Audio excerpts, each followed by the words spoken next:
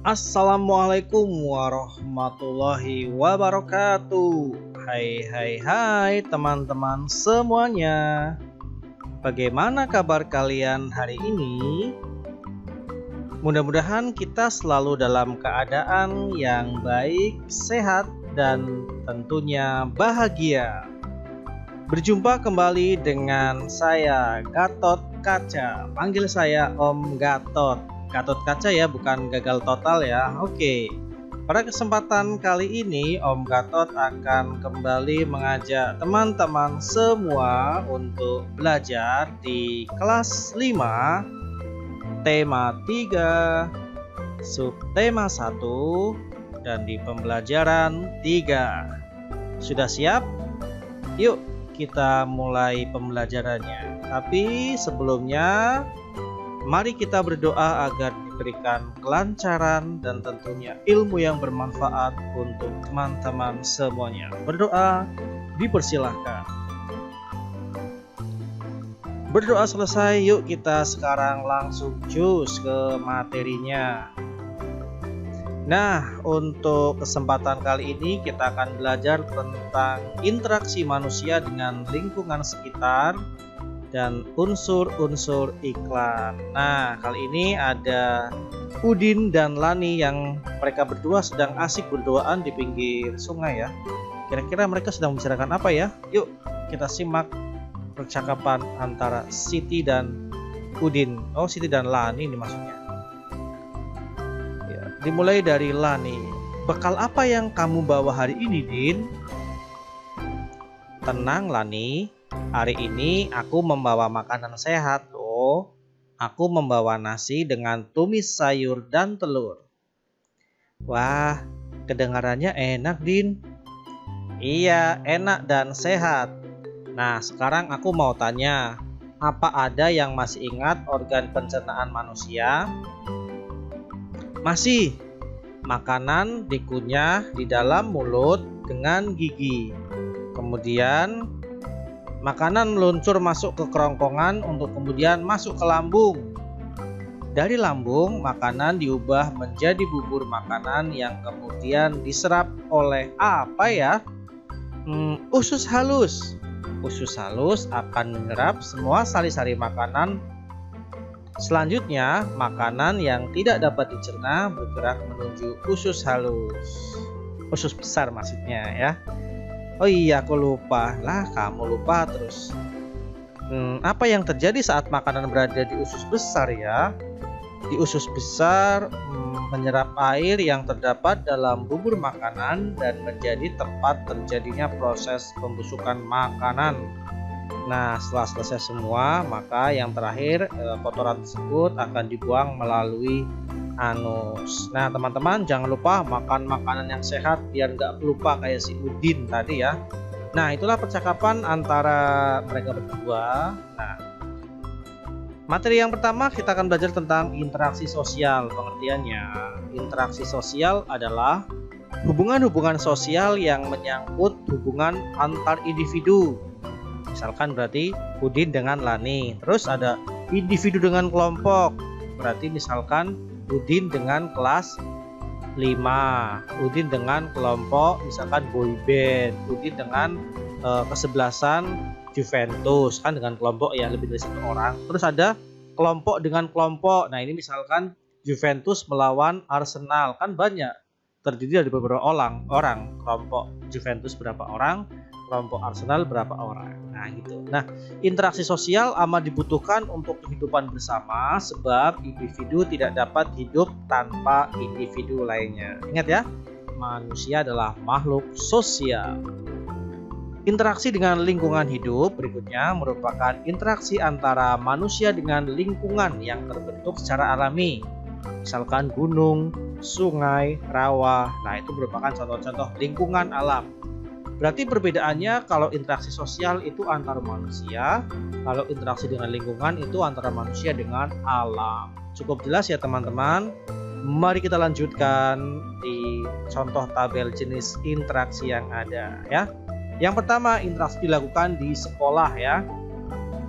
Ada bermain bersama teman dan menyiram bunga di taman. Kira-kira masuk di yang mana ya? Bermain bersama teman, nah cocok masuk di interaksi sosial.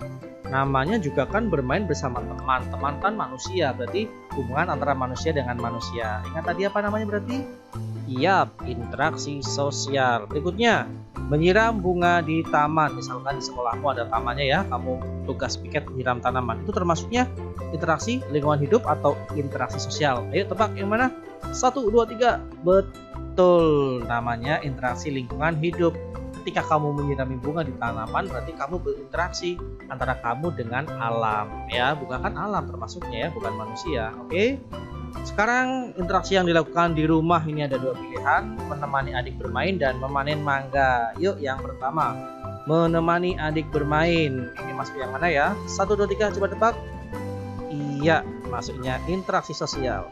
Adik kamu kan juga manusia ya, berarti kalau hubungan antar manusia dengan manusia berarti namanya interaksi sosial. Betul sekali. Berbeda dengan memanen mangga. Misalkan di depan rumahmu ada mangga ya, kamu dan ayahmu atau kamu sendirian misalkan memanen atau mengambil buah mangga, berarti kamu melakukan itu interaksi lingkungan hidup antara kamu dengan mangga gitu misalkan. Oke ya, pohon mangga maksudnya, bukan mangganya. Berikutnya di lingkungan sekitar ya, ada 2, menjenguk tetangga yang sakit dan gerakan bersih sungai. Pastinya ini kalian sudah bisa. Coba, menjenguk tetangga yang sakit masuknya interaksi sosial. Oke. Dan gerakan bersih sungai berarti kamu melakukan interaksi antara kamu manusia dengan sungai. Sungai itu kan alam, tapi lingkungan. Ya, betul. Termasuknya adalah interaksi lingkungan hidup. Oke, teman-teman semua, sudah cukup jelas ya?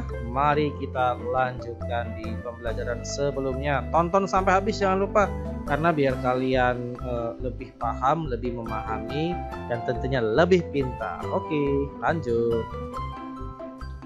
Berikutnya kita akan belajar tentang unsur iklan. Yang pertama ada headline atau judul iklan. Ini biasanya dibuat dengan kalimat yang pendek atau sering berupa slogan. Berikutnya ada subjudul ya. Subjudul ini gambaran garis besar tentang, oh ini salah, bukan penduduk ya, maaf. Harusnya produk ya, salah ketik ya. Maaf ya, dimaafkan ya.